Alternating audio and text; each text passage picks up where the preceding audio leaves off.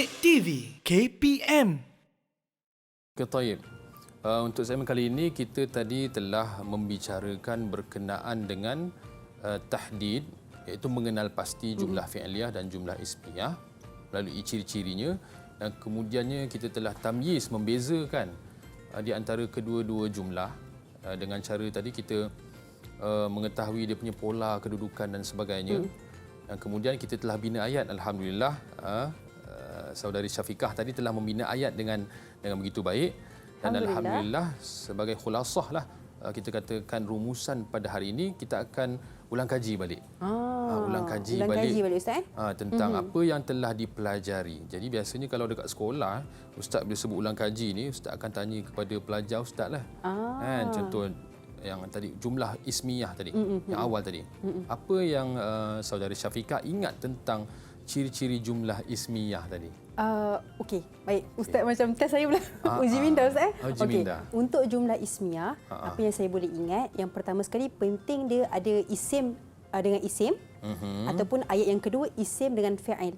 Ya, betul. Tapi yang paling penting juga kita menjelaskan untuk jumlah ismiyah itu ada mubtada dan juga khabar. Naam, sahih. Betul ke Ustaz? Betul, sahih. Sahih, alhamdulillah.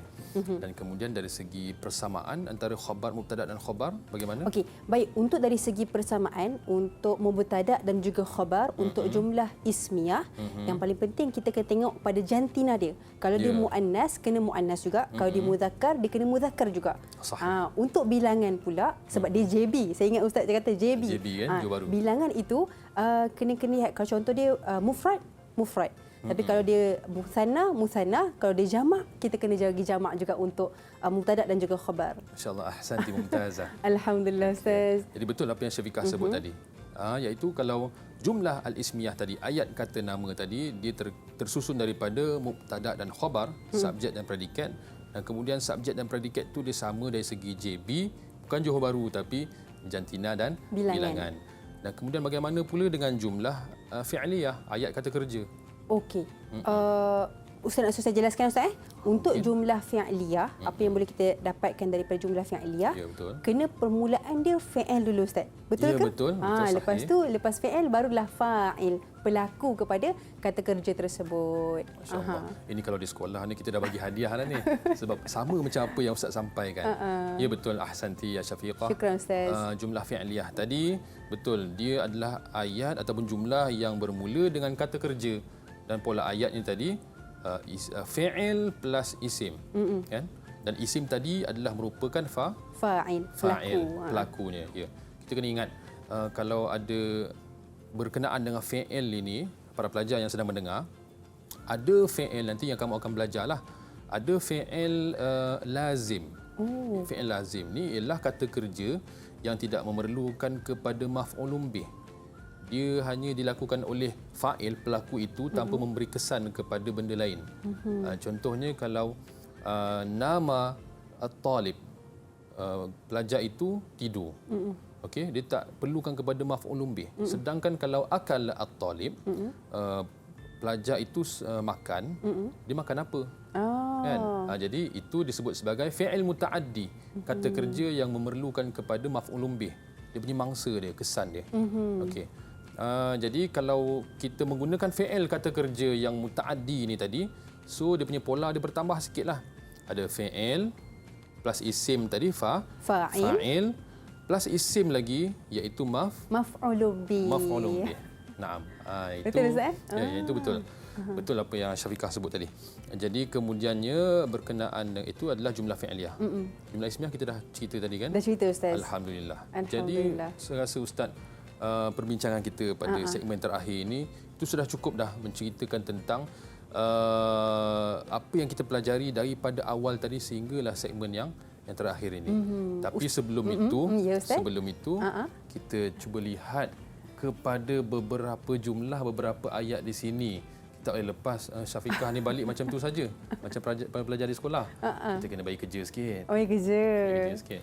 Okey, aktiviti kita kali ini ialah sahih am khata', betul atau salah. Baik, jumlah yang pertama. Ustaz bacakan, nanti Syafiqah perlu bagi tahu kepada kami lah, betul atau salah, sahih am khata'. At-tullabu yukammiluna al-wajibat. Okey. Sahih atau khata'? Saya bagi jawapan sahih. Sahih. Aha. Boleh angkat kalau sahih? Sahih? Sahih. Saya bertunjuk sahihun. Okey, sahihun. Okey. Tulab yukamilu al-wajibat ijabatuki sahih. Ya, betul. Alhamdulillah. Ya, betul ya. Syukran Ustaz. Naam. Ba'di Ustaz? Kemudian Aha. yashrabu al-ajdadu al-qahwata.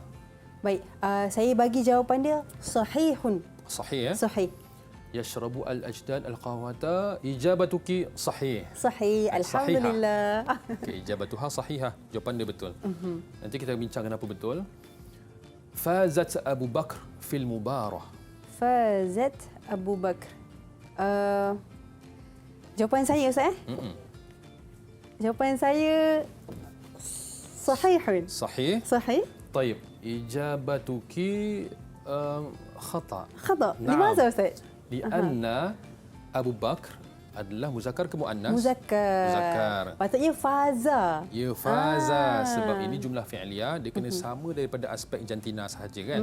So jadi kita kena gunakan fi'il yang sama dengan Abu Bakar iaitu faza. Sama jantina. Baik. Tayyib. Kita cuba lagi. Syafiqah jangan risau.